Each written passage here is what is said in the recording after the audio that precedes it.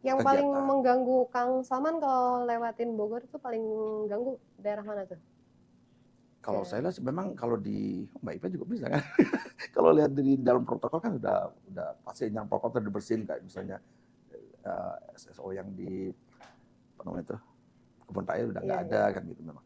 Ya, sebenarnya sih kita keindahan aja sih Kota Bogor. Saya sih prinsipnya kan sebenarnya eh, kalau kita malu juga kalau misalnya kayak berantakan gitu ya, ada pelaga-pelaga banyak apalagi di pohon-pohon Iya, gitu iya. menunjukkan memang apa kita nggak nggak pro lingkungan hidup Iya, nih kan. saya Iya sih itu aja sangat sih. paling kesel tuh kalau udah ada yang nancepin paku, main Iya, nempelin pakai paku gitu. iya, Padahal kan itu pohon hidup ya, bukan kuntilanak gitu. iya makanya tuh.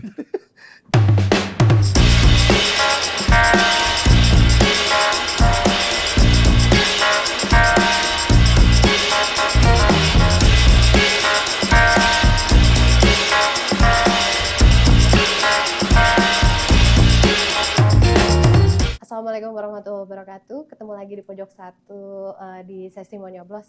Saya kedatangan tamu bukan dari caleg, cawakot, tapi dari Bawaslu.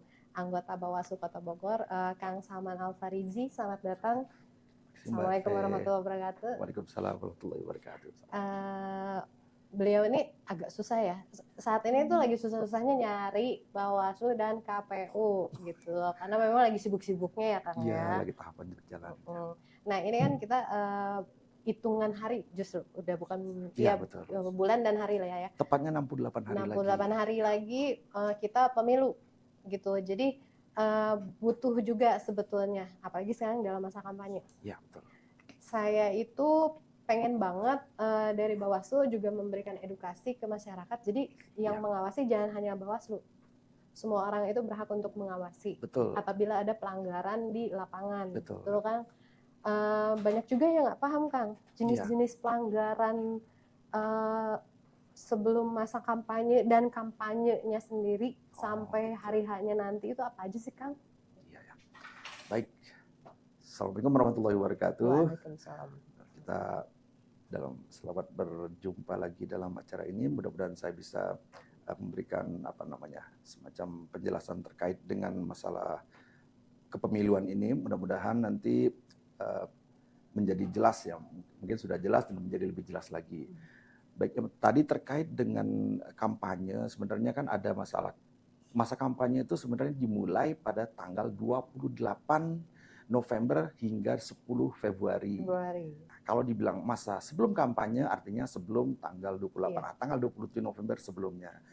Kemarin kita sudah lihat banyak sekali beredar dan juga banyak tadi terpasang gitu ya, ada istilahnya alat peraga di jalan-jalan, misalnya di rumah-rumah orang gitu, di bangunan-bangunan, di tembok, di mana.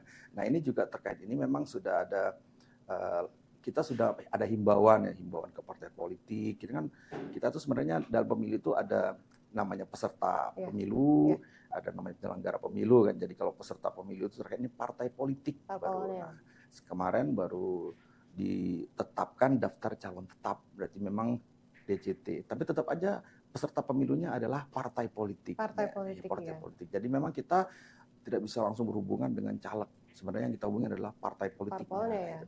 Jadi hal-hal yang melanggar itu sebenarnya kita sudah sampaikan kepada partai politik terkait dengan hal-hal apa yang melanggar, apa yang boleh gitu. Memang ada beberapa yang perlu diklarifikasi, diverifikasi. Kita juga kadang-kadang juga berapa kali gitu, misalnya di Bogor Barat misalnya gitu, ada beberapa caleg itu memang memasang di pohon gitu. Kita sudah sampaikan, malah ada sempatnya dipanggil gitu saking agak bandel. Iya, dipanggil itu artinya disuratin terus untuk menghadap ke kantor Bawaslu Panwaslu karena masih ad hoc ya, jadi Panwaslu Bogor Barat itu untuk diklarifikasi kenapa begini, kenapa begitu. Jadi ini juga agak ekstrim sebenarnya. Cukup misalnya. Itu kenapa, Kang? Jadi sebenarnya sebelum tanggal 28 itu namanya bukan kampanye, jadi alat peraga sosialisasi. Nempel gitu di tempat umum. Pertama dari sisi penamaan dulu.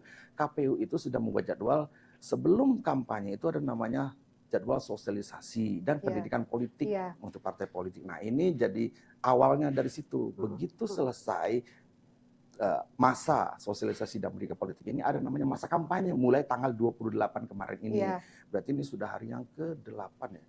Yang ke-8, 9 ya. 7 berarti Dari 28, 28 kan 29, ya? 30, udah 10 hari. 10 hari. Nah, jadi ini udah hari ke-10 kampanye. Nah, ini kalau pada saat kampanye ini yang berlaku adalah ada apa namanya itu sanksi. Udah mulai sanksi masuk. Sanksinya Iya, bisa sanksi. dijelaskan apa aja, Bang? Jadi nih, kita di dalam pemilu itu ada 3 pelanggaran. Ya. Pertama itu pelanggaran kode etik dari penyelenggara pemilu, dari kami, Bawaslu, KPU. Ya. Kalau misalnya ada sikap, tindakan, dan juga ucapan yang bertentangan dengan kode etik dari penyelenggara pemilu, tentunya kami akan diadukan ke DKPP, ya, Dewan Kehormatan Penyelenggara Pemilu. Itu yang pertama. Itu contohnya seperti apa, Kang? Kayak misalnya gimana? Yang kayak itu, misalnya kita apa nih, kemarin ini sepertinya sudah mendengar tuh yang di Medan ya terakhir ini. Saya juga kaget yang masalah anggota Bawaslu Kota Medan tuh di OTT gitu. Itu udah mulai. Itu bisa jadi juga malah pidana gitu. Memang itu tingkah lakunya, tindakannya itu sudah tidak mencerminkan lagi seorang penyelenggara pemilu seperti itu. Itu kita kasusnya sudah viral, jadi saya angkat aja nggak apa-apa. Saya juga agak malu sebenarnya. Yang kedua itu ada pelanggaran administrasi, jadi pelanggaran administrasi pemilu. Nah, ini administratif itu artinya pelanggaran administrasi ini terkait dengan surat menyurat, kalau misalnya ada hal-hal yang sifatnya itu bukan pidana lah ya. Nanti bisa juga terakhir itu yang paling bisa adalah dibatalkan kepesertaannya. Ini yang paling takut kalau misalnya memenuhi syarat-syaratnya. Gitu. Ini yang jadi ini kita sebenarnya sih. Nah, kalau yang ketiga ini yang paling yang sudah terkenal ya, tindak pidana pemilu, tindak pidana pemilu. Tindak pidana pemilu ini kita masukkan dalam, kalau di negara kita ini, Indonesia ini sudah ada istilah itu Gakumdu, jadi penegakan terpadu ya, sentra Gakumdu, sentra penegakan hukum terpadu yang melibatkan aparat penegak hukum, kepolisian dan kejaksaan bersama Bawaslu. Itu nanti akan mengkaji dan juga nanti akan merekomendasikan apakah ini termasuk bisa diteruskan ke kepolisian atau kejaksaan dulu ya. Itu nanti dari sini. Itu tindak pidana pemilu. Nah, ini ada prosesnya juga. Kita kan di masyarakat tadi sudah disampaikan nanti kan dari Mbak Ipe bahwa ada laporan masyarakat. Masyarakat itu harusnya ikut berpartisipasi aktif. Betul sekali. Memang kita bukan mengharapkan, sudah seharusnya begitu. Karena memang ada peran-peran yang harus kita bagi ya. Kalau dari kami, Bawaslu ini, kita pengen jadi lembaga pengawas pemilu yang terpercaya. Jadi kita memang tugasnya untuk mengawasi penyelenggaraannya, bukan penyelenggaranya ya. Kalau ini penyelenggaraan pemilu ini. Jadi apakah hal-hal yang sifatnya melanggar ataupun yang kurang pantas lah paling tidak. Apalagi kalau nanti itu sifatnya kayak membandel gitu. Karena ini contohnya misalnya. Jadi tadi 3 ya penyelenggaraan. Pelanggaran itu ada 3. Untuk penyelenggara ya. Pelanggaran pemilu. Nah, jenis pelanggaran pemilu itu ada 3. Yang keempat ini itu jenis pelanggaran lainnya atau bukan pelanggaran gitu. Jadi boleh dibilang pelanggaran yang keempat ini adalah pelanggaran lainnya seperti misalnya pelanggaran netralitas ASN dan juga netralitas TNI Polri misalnya kayak gitu, ataupun pelanggaran lainnya nanti terkait dengan bukan terkait langsung dengan pemilu. Jadi sebenarnya ada 3 dan satu lagi itu sifatnya penerusan nanti ke peraturan perundang-undangan yang lain ya. Bukan peraturan perundang-undangan pemilu. Karena undang pemilu itu Undang-Undang Pemilu nomor 7 tahun 2017 nah itu yang kita pegang. Sementara kalau dia melanggar undang-undang ASN itu undang-undang yang lain gitu. Undang TNI Polri juga yang lain gitu.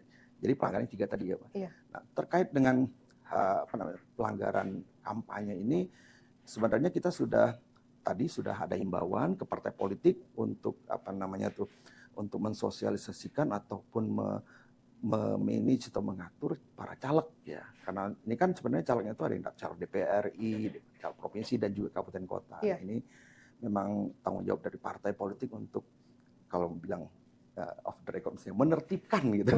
Karena kita lihat bahwa memang ternyata di jalanan itu ada hal-hal yang seharusnya nggak boleh. Terakhir ini KPU sudah menetapkan itu yang titik lokasi sebenarnya. Titik lokasi yang boleh dipasang alat peraga. Iya, alat peraga selama masa kampanye ini. Nah itu.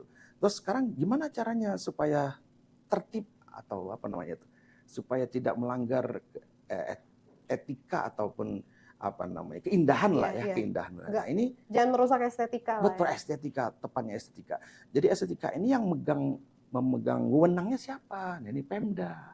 Jadi Berarti kita Satpol PP atau Satpol PP dalam hal ini. kalau Kesbangpol itu kan Kesbangpol ini koordinasi sifatnya, setahu koordinasi. saya di Pemda itu perdanya itu memang bukan perda ya, dari Kemendagri itu memang sudah menetapkan bahwa yang menjadi apa namanya tuh komunikator mungkin ya, yang jadi ujung tombak ke Bawaslu KPU itu adalah Kesbangpol, baik itu tingkat kota, provinsi, apalagi RI, saya kira Kemendagri langsung.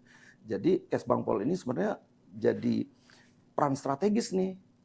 Sementara kita ternyata sampai sekarang kepala Kesbangpolnya lagi demisioner ya di Kota Bogor ini ya. Oh. Iya, mutasinya kosong. Saya nggak tahu nih. Jadi mungkin Berarti ya ngandelinnya Satpol PP aja dong. ya jadi kalau petugas bukan petugas ya, benar-benar petugas yang menertibkan alat peraga kampanye yang kelihatan di mata gitu Iya, kan. Nah, iya. itu adalah Satpol PP, bukan kami. Kami juga nggak bisa langsung, oh ini ikut menurunkan apalagi nggak Tapi boleh. surat disposisi itu dari Bawaslu nggak? Maksudnya sebelum dieksekusi oleh Satpol PP itu harus ada surat dulu nggak? Oh, nggak ada surat, karena itu memang sudah ditentukan, Pemda sudah siap bahwa itu apabila melanggar akan menurunkan Iya. kan. Sementara KPU sudah menurunkan tuh tempat-tempat yang dilarang, misalnya kayak sekolah, tempat ibadah Iya. gitu kan sebenarnya dilarang. Itu udah dilarang. Di bawah pohon pun Di dilarang pohon gitu. itu nggak boleh Nggak ya? boleh. Tapi siapa yang menertibkan itu? Nah, ini dari Satpol PP gitu, karena yang punya wilayah Satpol PP gitu. Nah, kalau dari Bawaslu sendiri melihat Satpol PP saat ini nih dari kita dari jangan dulu masuk soal dari tanggal masa kampanye ya kan. Dari sebelum kampanye pun sebetulnya sudah banyak pelanggaran. Betul. Nah, ya itu. Kan? Nah, Bawaslu sendiri melihat Satpol PP sudah melakukan tugasnya atau belum? Itu. Kemarin begitu kita pelantikan kan, saya juga pas tanggal 19 Agustus kami dilantik, begitu duduk, wah ternyata banyak APK. Kita koordinasi dengan Satpol PP. Oke. Nah, juga mungkin ada komunikasi yang perlu diluruskan juga ya, Iya. mungkin dari dalam hal ini wali kota. Ternyata Satpol PP itu sudah pernah mencoba menertibkan itu. Lalu ada lagi. Ya, jadi menertibkan mungkin nanti perlu ada dikomunikasikan juga bagaimana ini ada supaya apa ya?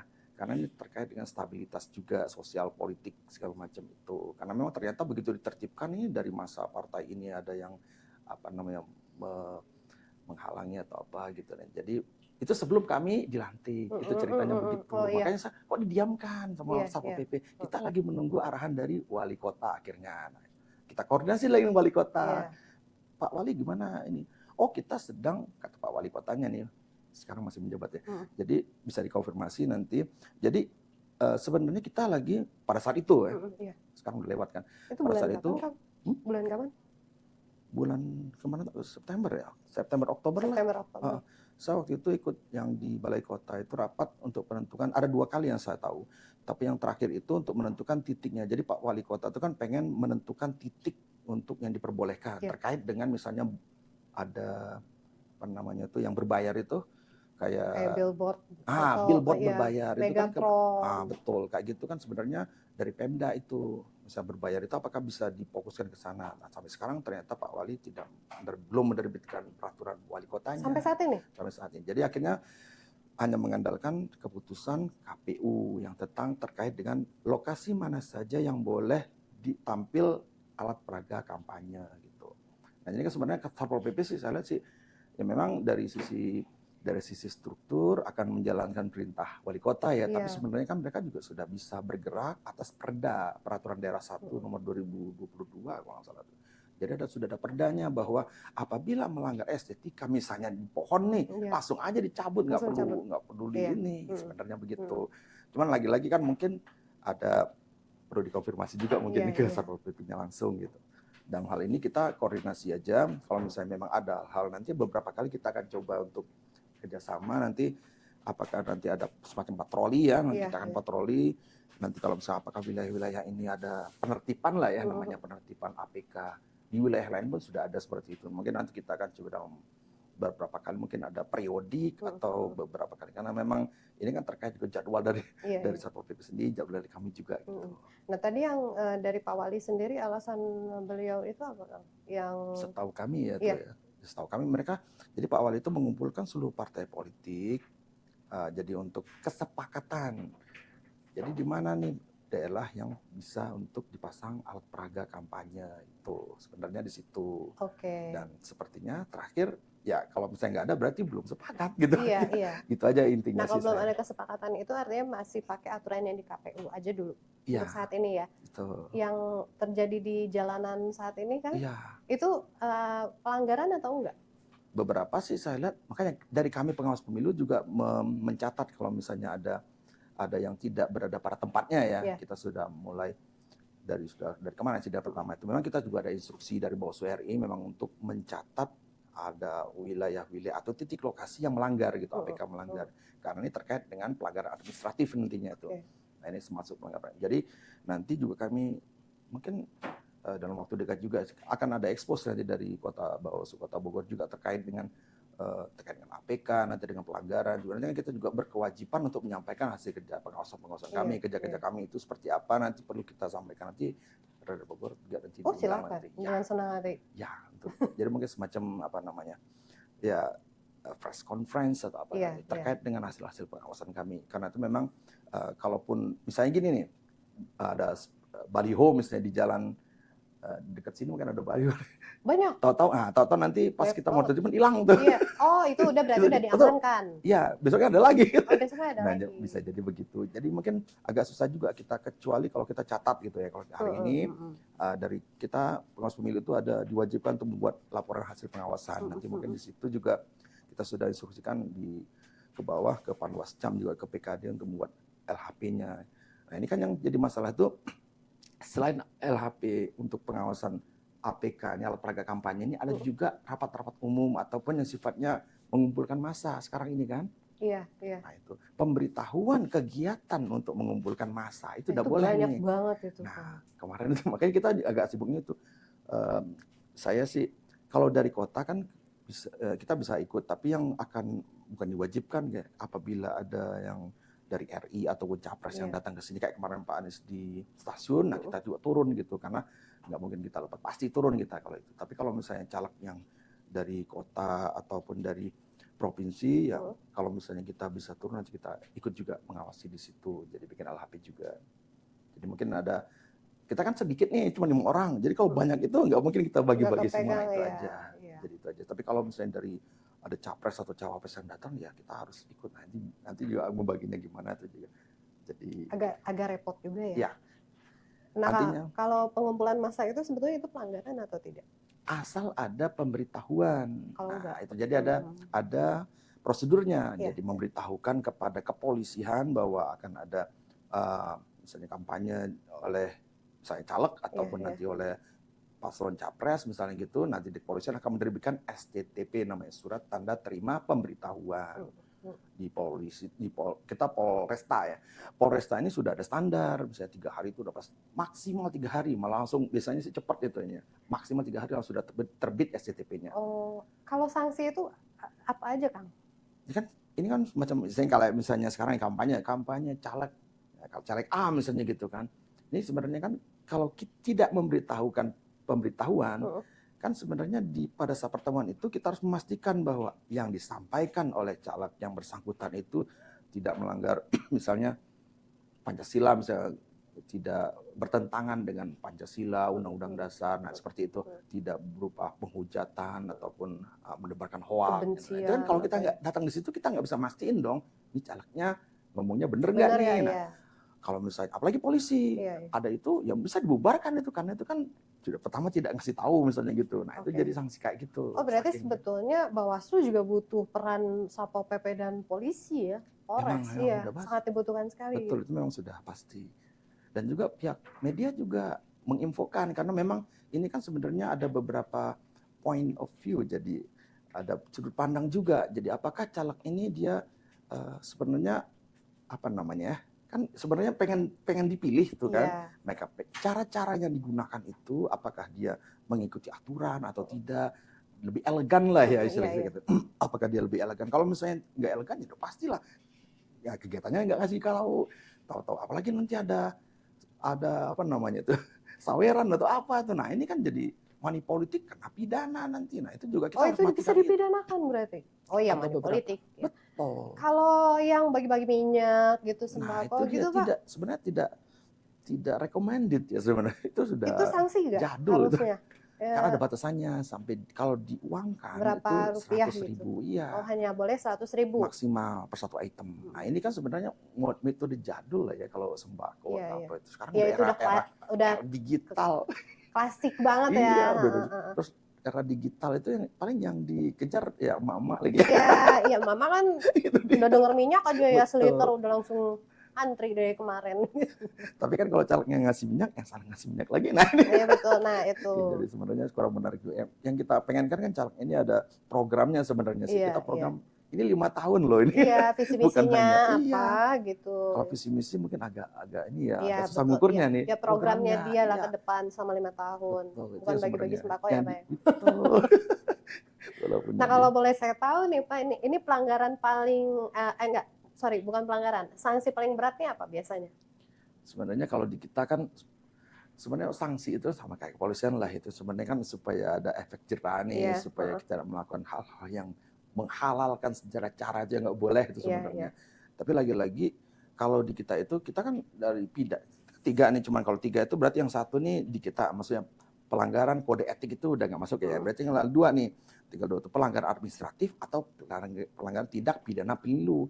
Kalau di pilu, tindak pidana pemilu ini terkait dengan kepolisian, kejaksaan. Oke. Biasanya akan merugikan negara Iya, segala macam. iya. Prosesnya panjang sampai ke pengadilan gitu kan. Sampai 70 tahun Ya, kemudian itu. masih berproses Betul. kayaknya, Kak. Ini akan mengakibatkan terganggu Iya, aktivitasnya. iya. Ini memang. Tapi kalau yang satu lagi administratif ini kadang dipandang enteng nih. Paling juga diingatin. Ini yang sering terjadi. Tapi bisa jadi ini dibatalkan kepesertaannya kalau dia melanggar pada kondisi tertentu. Tapi sudah pernah terjadi belum? Belum. Kalau di kita belum. Dalam Kalau sejarah 2019, kehidupan ini, Pak. belum kayaknya. Atau daerah lain mungkin sudah ya. Ntar saya coba lihat lagi di Indonesia ini kayaknya sudah pernah deh. Karena itu TMS. TMS itu apa, Pak? Terstruktur, TMS, masif dan sistematis. Oh, Misalnya di Kota Bogor nih. Oke.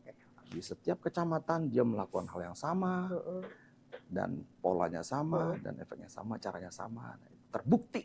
Akhirnya dicabut Haknya untuk mendaftar. Iya. Jadi dibatalkan Iya, kepesertaannya. Nah, ini yang jadi yang sebenarnya bisa kita pakai. Jadi jangan main-main hal ini. Tapi saya kira sih, ya caleg kan masa segitunya gitu. Iya. Kayaknya enggak deh.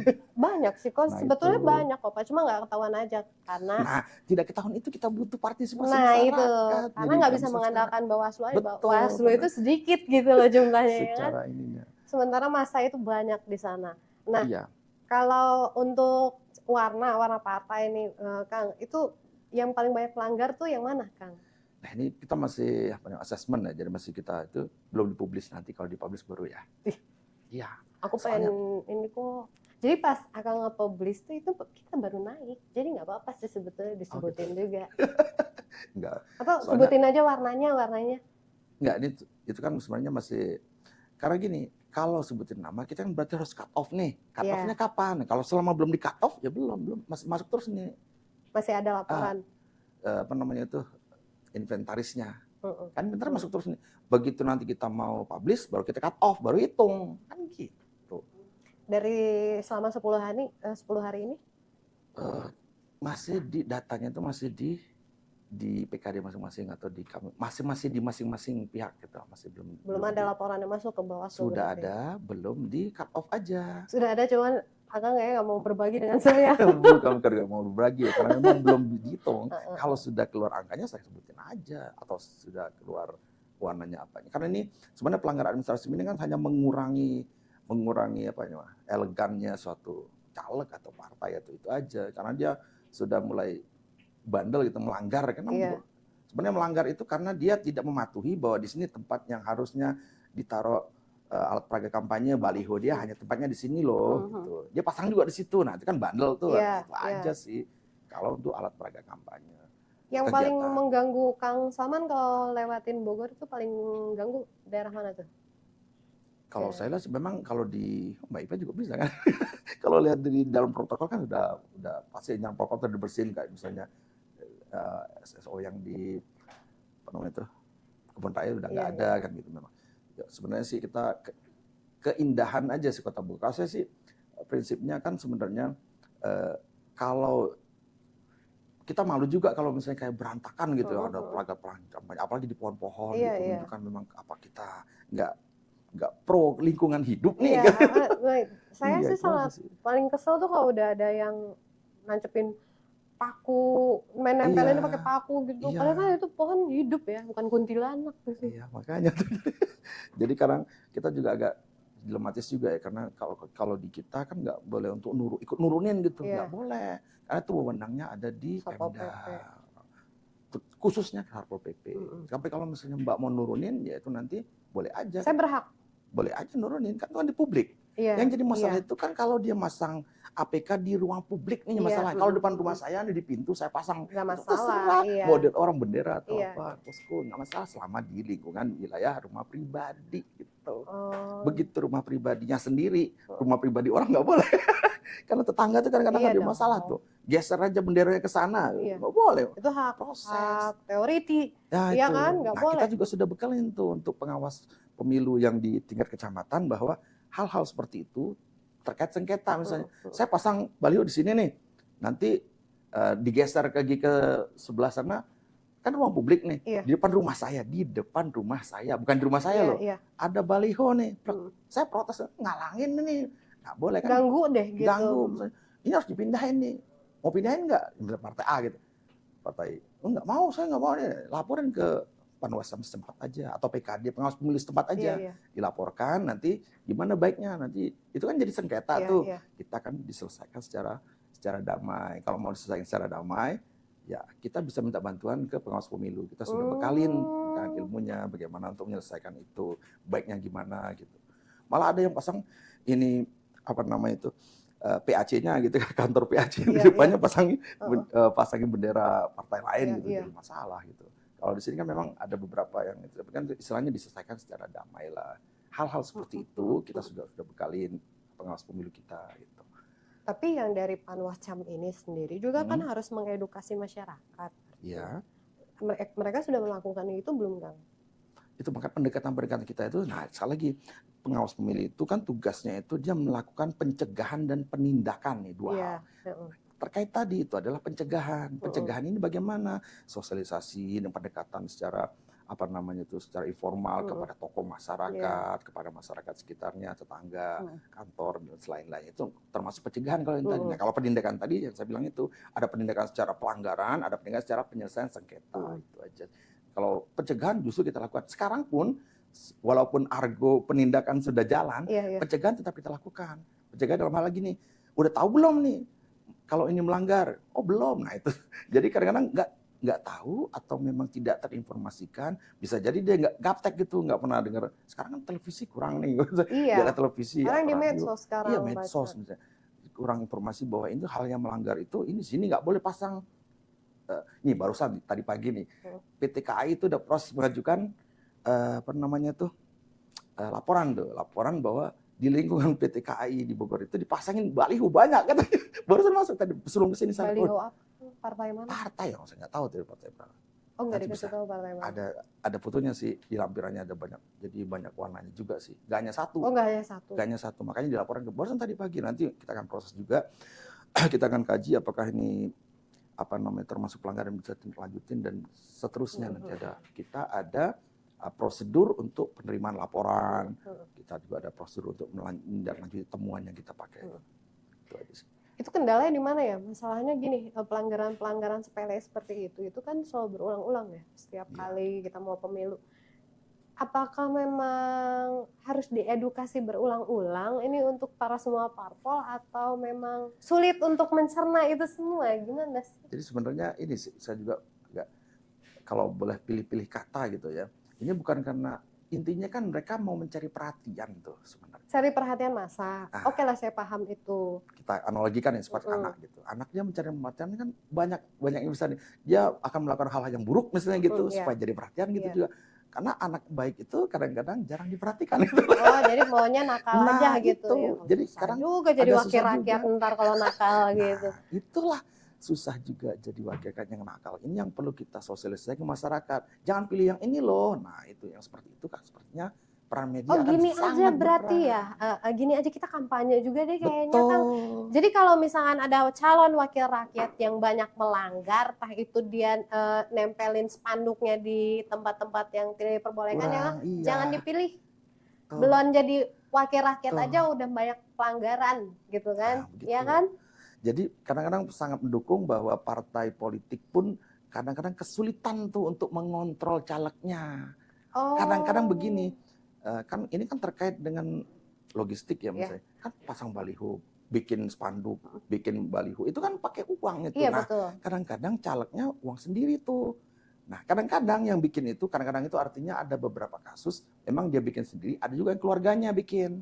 Jadi Hmm. tanpa sepengetahuan yang bersangkutan, dia bikin, dia pasang tempat yang salah. Oh inisiatif dari orang lain berarti. Betul. Nah, jadi jangan sampai kita langsung ujuk-ujuk mengadjust juga. Iya, iya. Makanya kita di Bawaslu itu ada namanya dugaan pelanggaran. Dugaan pelanggaran. Selama dia belum terbukti, dia belum jadi pelanggaran. Itu ya kehati-hatiannya di situ. Makanya ini juga kalau misalnya kita langsung ngejudge bahwa jangan pilih caleg yang ini, nah itu juga perlu kita klarifikasi. Makanya kita nggak bisa publish langsung seketika bahwa ini banyaknya ini, kita harus klarifikasi itu. Ini memang calegnya yang nyuruh atau orangnya atau inisiatif Itu gitu. masuk black campaign enggak?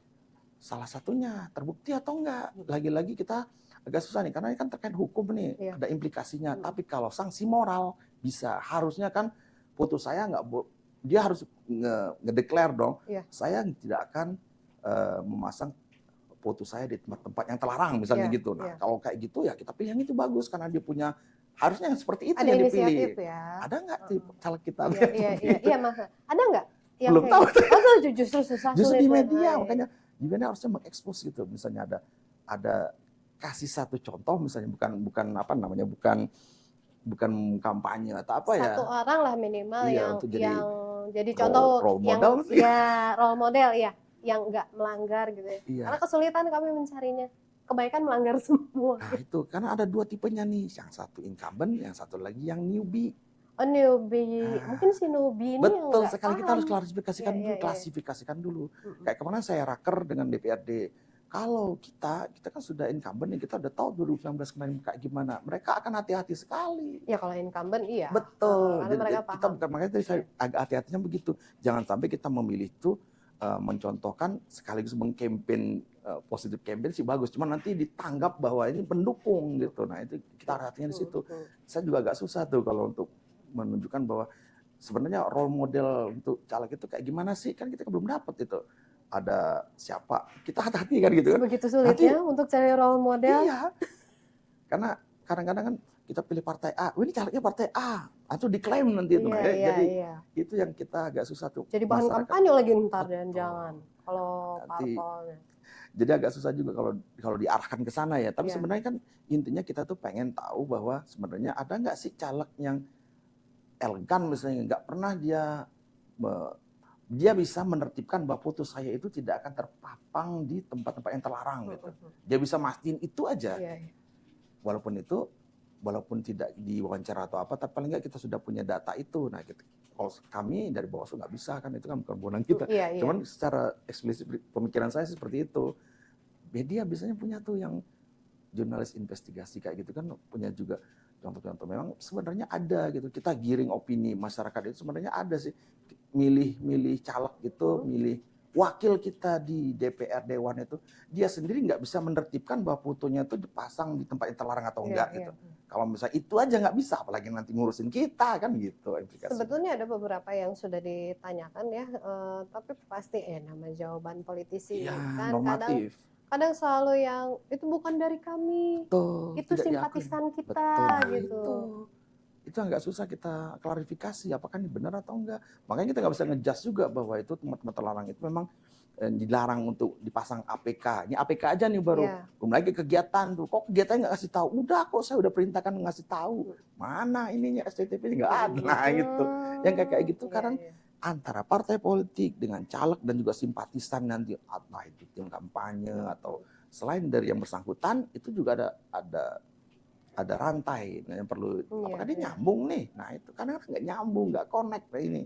Tapi memang harus ada ini efek kejutnya juga Kang. Maksudnya ketika event itu simpatisan atau relawan yang masang, dan si calegnya ini nggak tahu, tapi Iya, kan otomatis calegnya juga yang kena betul, akhirnya gitu ya. Memang betul. harus tetap diproses dong. Harusnya ya memang kalau kayak gitu, kalau ada laporan ke kita pasti kita proses Iya, itu. iya, iya. Pasti kita ada punya prosedur untuk melakukan itu.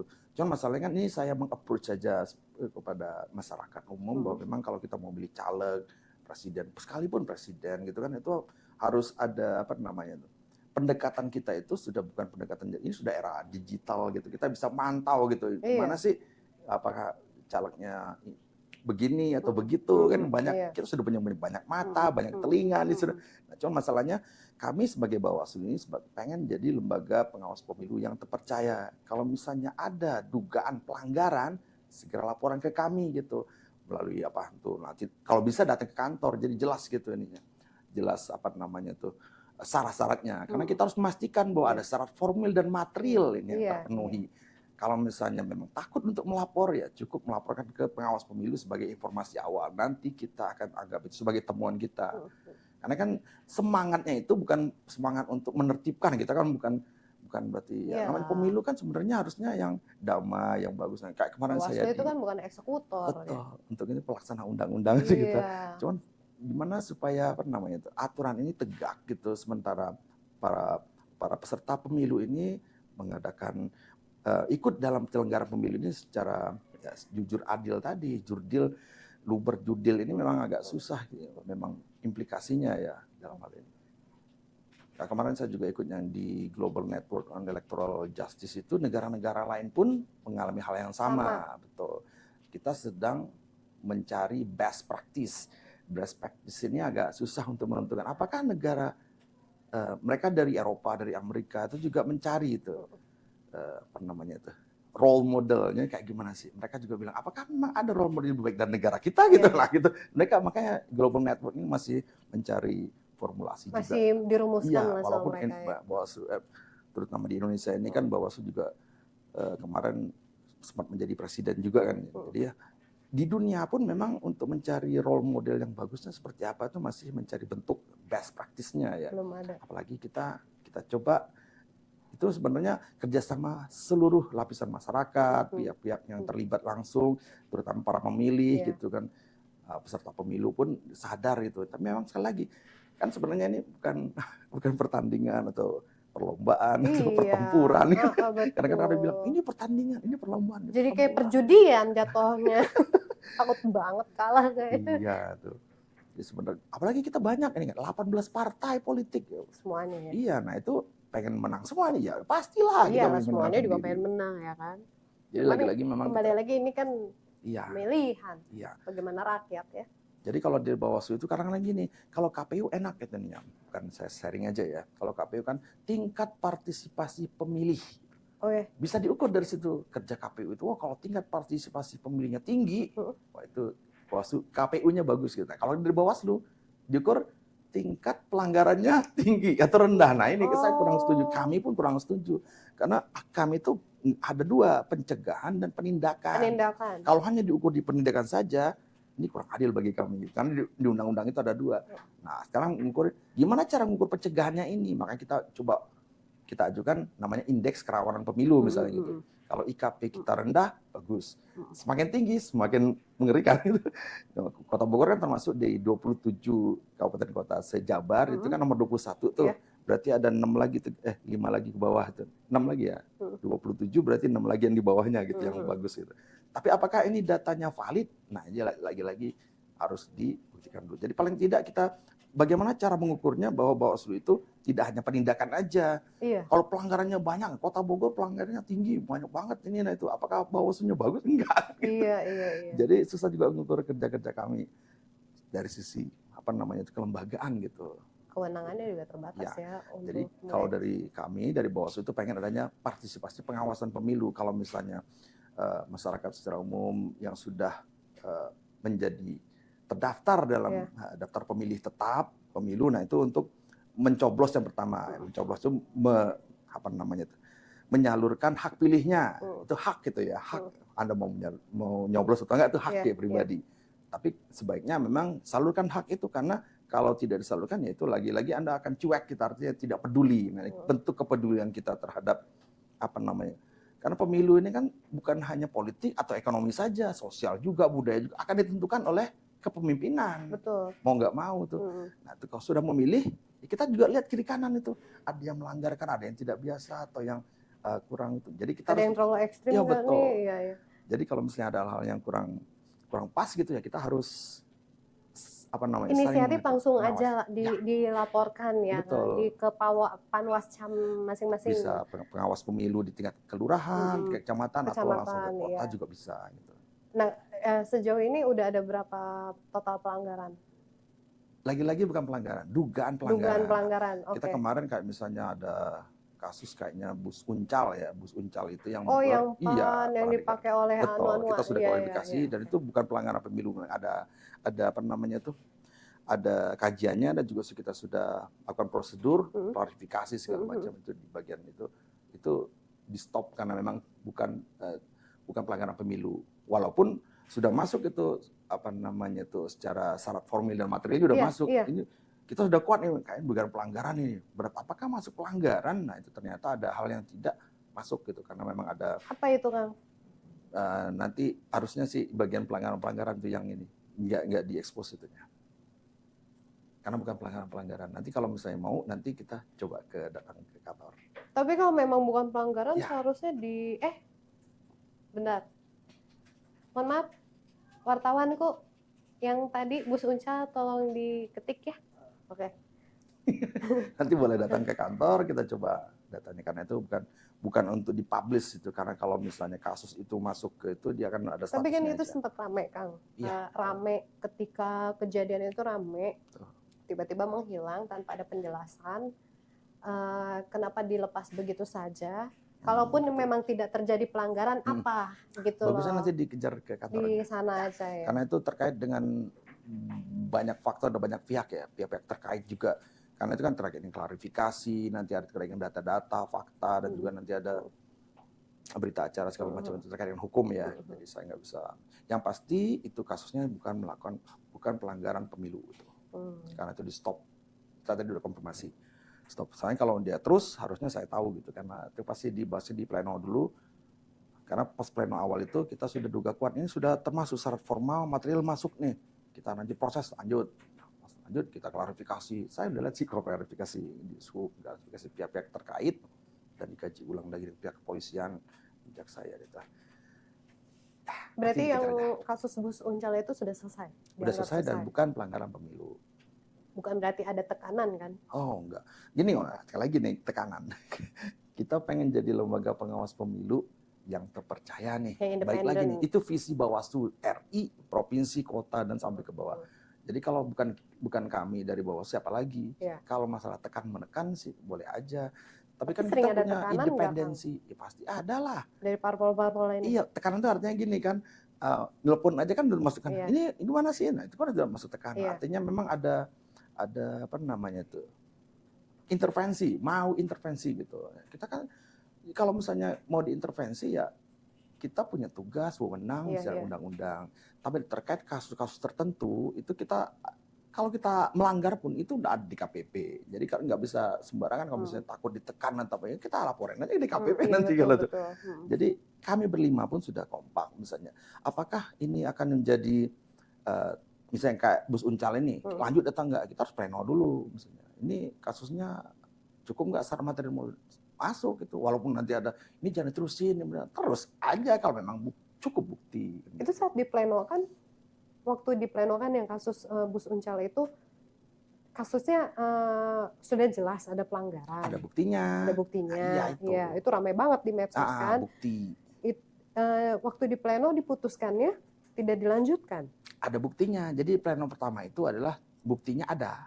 Iya. Tapi apakah bukti itu cukup untuk melanjutkan ke selanjutnya ke kepolisian atau nanti kejaksaan dan juga pengadilan nanti? Nah, itu ditentukan, itu ada prosesnya lagi, klarifikasi. Ternyata kami jadi mungkin ya, nanti silakan kembali lagi ke kantor. Waktu itu memang Kang Salman nggak ikut pleno? Ikut dong. Bukan ke pleno, kita ada 2 pleno itu. Pleno menentukan bahwa kasus ini akan masuk proses, artinya syarat formil material itu terpenuhi, proses. Terus yang kedua lagi, kalau pada saat terakhir pelanggaran pemilu nih, begitu dia pelanggaran pemilu, atau bukan pelanggaran pemilu. Kalau bukan Mm-mm. pelanggaran pemilu, stop di situ. Nggak masuk ke pleno nih. Oke. Bukan pelanggaran pemilu ya, nggak masuk pleno. Mm-mm. Begitu masuk pelanggaran pemilu, pasti saya tahu karena pleno. Oh, Nah, pleno berikutnya itu akan menunjukkan apakah ini tindak pidana pemilu atau pelanggaran administratif. oke. Tuh. Nah, di sini pleno kedua nggak ada nih. Makanya saya tanya, kok nggak ada kabar-kabar lagi nih? Iya tuh bukan pelanggaran pemilu katanya. Nah, gitu. Nanti ditanya ke kantor aja secara administratif. Padahal itu jelas-jelas pelanggaran pemilu loh. Ah, jelas-jelas itu hati-hati. Kita kayak tadi, apakah memang rantainya itu nyambung atau tidak? Mm-mm. Nah, Nah, kita harus pertama pastikan dulu.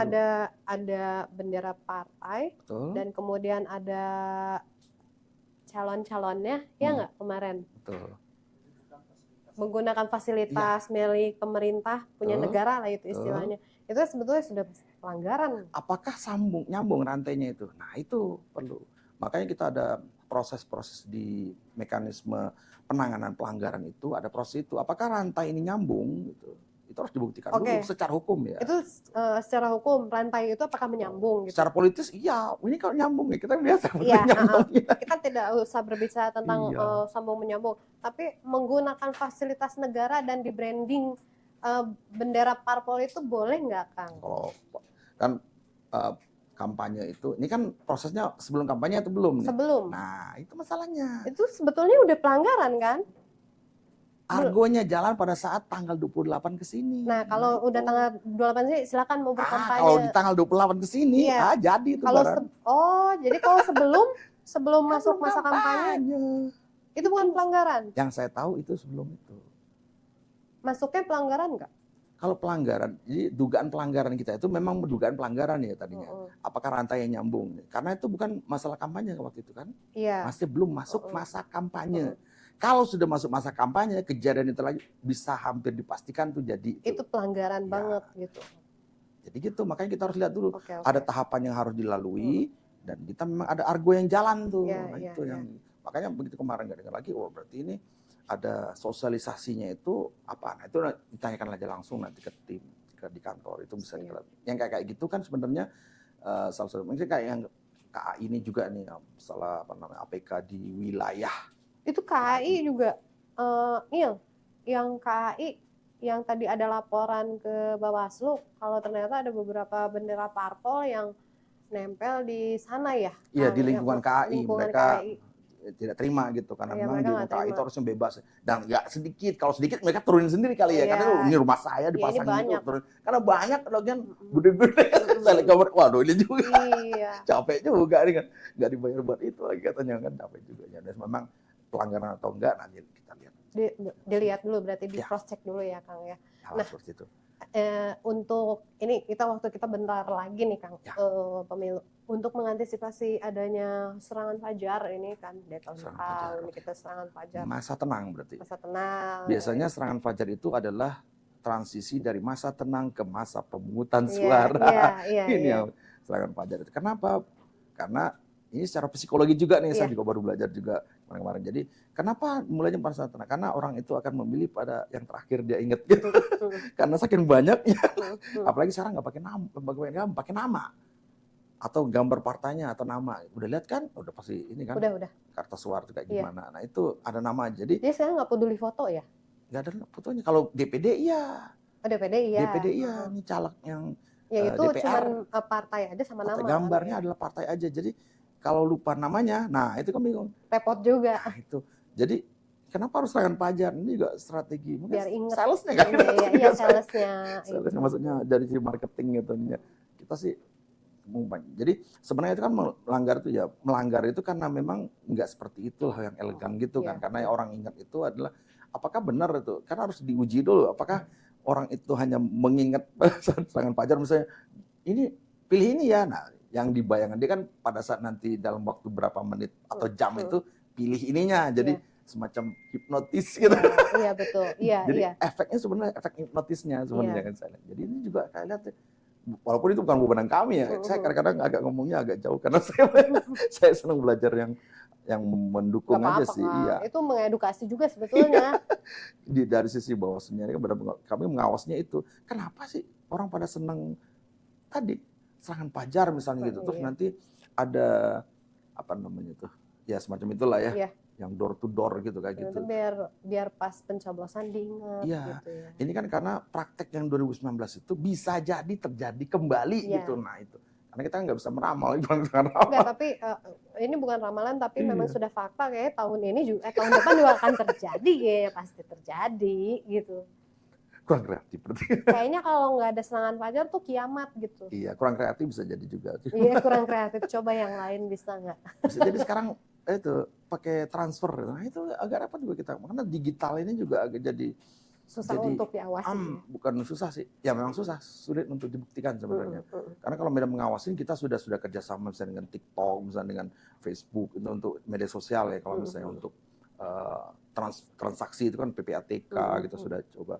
Terus dengan Menkominfo pun sudah kerjasama Bawaslu ya, Bawaslu RI itu. Jadi sebenarnya jalur untuk secara hukumnya sudah kita coba kerjasamakan. Dan kepolisian apalagi kan mereka punya ini ya. Cuma masalahnya kan praktek-prakteknya ini kita perlu masing-masing mengawasin itu. Jadi bukan hanya Bawaslu aja atau pengawas pemilu aja, dari masyarakat umum pun, misalnya dari pemilih pun, sembari mereka menyoblos tuh harus lihat kiri kanan misalnya gitu. Oh, ini ada yang itu, kita bisa laporkan karena kita pengen kan jurdil, pengen lu berjurdil ini ya harus melibatkan masyarakat secara umum itu.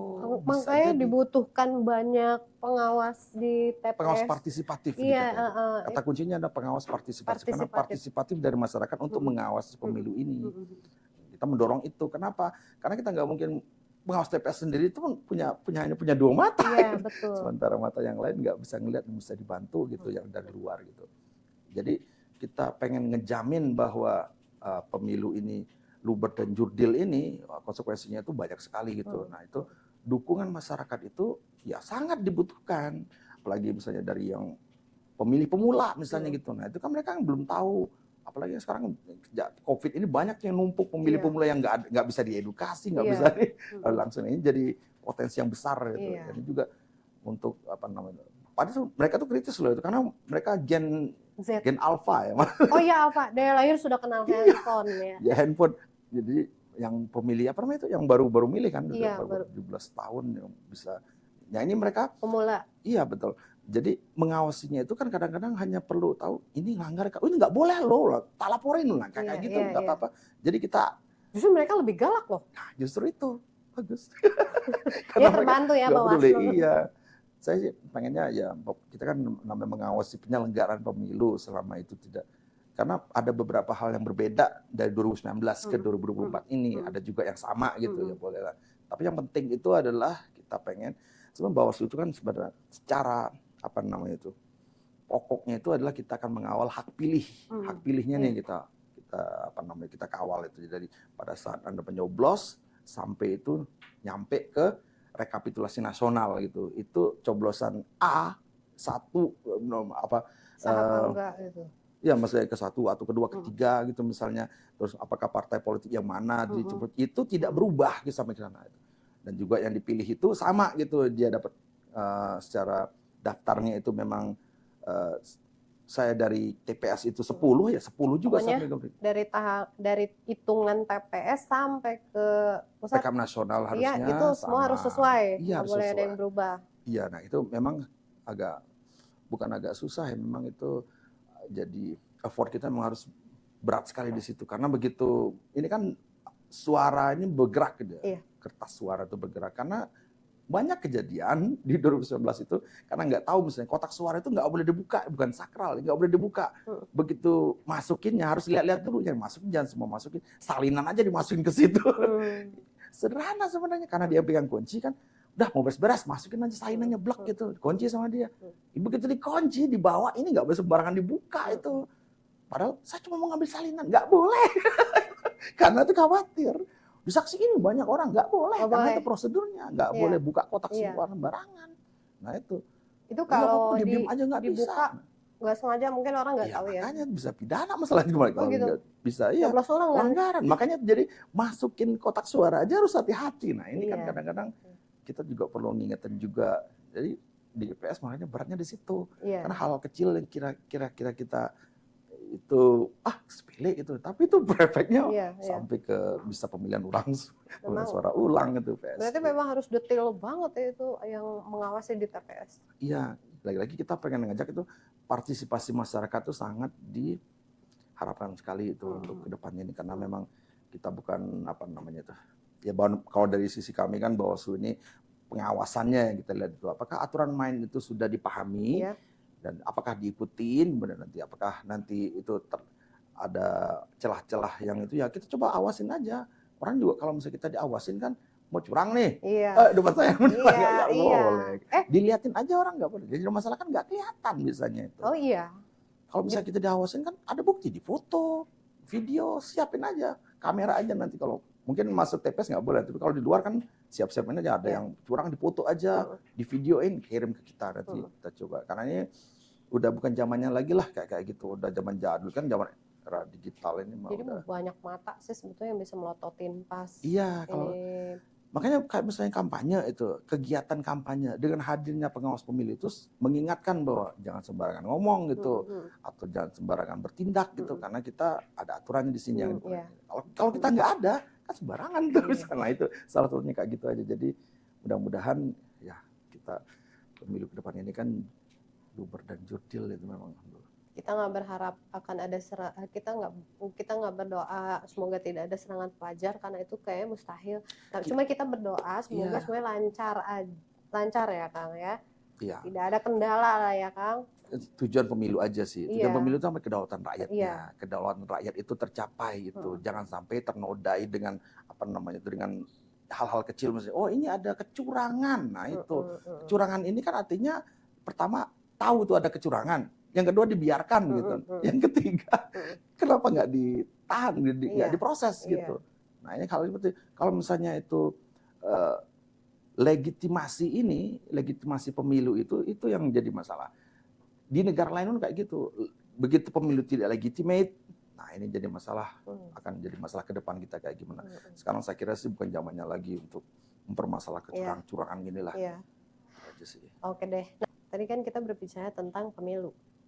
Untuk pilkada itu kan masih jeda waktunya agak lama ya, November tahun depan kan? Dimajukan? Ya. Jadi September. Jadi September.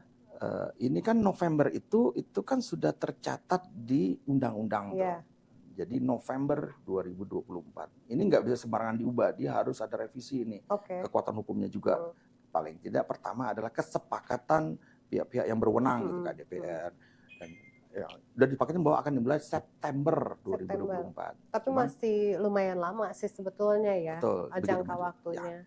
Cuman sudah ada beberapa, kita berbicara untuk skala kota Bogor ya Kang, ada beberapa calon yang sudah mendeklar dirinya sebagai calon wali kota, ada yang masih malu-malu badak, ada juga yang dia nunggu pileg dulu nih, baru berani mau pilkada apa enggak gitu ya. Ada beberapa yang sudah, entah ya dia sudah declare atau belum untuk sebagai calon, tapi sudah mulai gerilya, gitu. Nah itu sebenarnya wajar. Nah itu dia lagi. Sekarang ini kan, kalau misalnya baik lagi ini kan masalahnya, kalau dari sisi Bawaslu itu kan harus ada jadwal pertama kali kita pegang gitu. Pertama ada jadwal, kayak pemilu juga gitu. Jadwal yang kita pegang, masa kampanye mana itu. Nah itu, ini jadwal pilkada saja belum. Lalu apakah orang boleh untuk sosialisasi pribadi dia untuk jadi boleh aja. Balik lagi peraturan daerah, apakah dia akan melanggar estetika, keindahan gitu aja. Kalau dia mau menggiring misalnya untuk, boleh dong saya untuk apa namanya itu mencari dukungan, apakah testing in the water, maksudnya dia saya dapat dukungan nggak sih? Boleh aja. Cek ombak lah dulu. Iya, nggak masalah. Lagi-lagi kita harus ada peraturan daerah yang dipegang aja selama tidak melanggar peraturan itu. Kalau dari sisi pilkada, pemilihan ya dalam undang-undang pemilihan itu ya tidak mengatur masalah itu secara spesifik dia. Apakah dia pertama dia belum berserta kan itu. Iya karena belum. Boleh aja. Jadi masuk ke parpol juga belum kayaknya. Betul. Nah kemarin tuh sempat ada rame-rame juga salah satu yang diduga mau mencalonkan, ternyata juga ada masalah. Temuan dari Panwascam ya? Ya, di mana? Yang di mana? Yang di mana tuh? Daerah mana? Selatan, Bogor Selatan. Bogor Selatan ya, yang sampai akhirnya masuk ke Polresta. Di Polresta iya. Itu juga masalah itu. Itu pelanggarannya apa Kang? Itu kan lagi-lagi sebenarnya kan masa untuk, jadi begitu datangnya sebenarnya kan di misinformasi kalau saya lihat ya awalnya, karena itu bukan periode saya ya. Iya, iya. Itu kejadian belum tanggal sebelum 19 Agustus dilantik, ya. iya. Begitu saya datang, boleh saya sampaikan juga sebenarnya saya yang ngangkat itu karena begitu saya kan Korwil Jakarta, Korwil Bogor Selatan nih. Begitu saya ngobrol sama bicara dengan panwascamnya, salah satunya bilang, saya baru habis di BAP nih di Polresta. Loh, kok BAP kasus apaan nih? Nah, kasus yang tadi ternyata. Loh, kok ada kasus ini ya sebelumnya? Oh gitu, makanya saya begitu saya gali, kita kan sebenarnya kalau misalnya terkait dengan itu apakah, jadi inti pertamanya itu adalah tadi sebenarnya dikira itu adalah kampanye pemilu. Ternyata kan kampanye pemilihan. Iya, Oh, jadwalnya aja belum ada. Iya, jadwal nah belum itu. ada. Jadi yang jadi masalah itu adalah penyelenggaranya itu agak kurang sopan atau apa. Jadi menyinggung, karena menyinggung itu. Menyinggung pengawas pemilu, iya panwascamnya. Padahal panwascam kan bukan orang baru, udah berapa periode di situ. Penyelenggaranya mungkin yang baru kali, saya belum tahu ya. Karena memang saya mereka juga nggak paham. Iya. Jadi begitu Newbie, kemarin, dok. kemarin begitu Newbie, sebelumnya. Aduh jadi keceplosan. Iya, sebelumnya itu ternyata pada periode sebelumnya itu ini dianggap bahwa itu apa namanya itu dignity dignity dari Bawaslu, akhirnya sudahlah kalau misalnya mereka nggak mau minta maaf nih, minta maaf nggak mau, masa arogan lah ya, udah arogan ya laporan aja ke Polresta. Sebenarnya sebelum dilaporkan itu kita ada proses itu namanya mediasi. Nah memang di Bawaslu ini pada saat yang masa saya ini kemarin kita sudah dibekalin tuh, jadi yang sebelumnya memang belum dibekalin tuh, memang ada bilang ilmu atau apa namanya itu istilahnya tuh. Keterampilan lah boleh ya dibilang keterampilan aja, karena itu sifatnya dia skillnya ini harus praktek gitu karena dia. Jadi mediasi, kemampuan mediasi ini itu tidak dimiliki oleh Bawaslu Kota sebelumnya. Baru periode saya yang ini yang 514 yang dilantik ini semuanya sudah disekolahin. Sudah dibekali. Iya betul. Gitu. Jadi maksud saya pun sudah dibekalin bahwa teknik mediasi itu seperti ini. Dan termasuk itu. Jadi kalau misalnya kasusnya terjadi sekarang itu nggak bakal masuk ke Polresta. Nah itu kan harusnya ada tekniknya supaya hal seperti yang tidak harusnya masuk pidana gitu jadi apa namanya itu. Ini kan kalau masuk ke Polresta udah pasti pidana itu jadinya.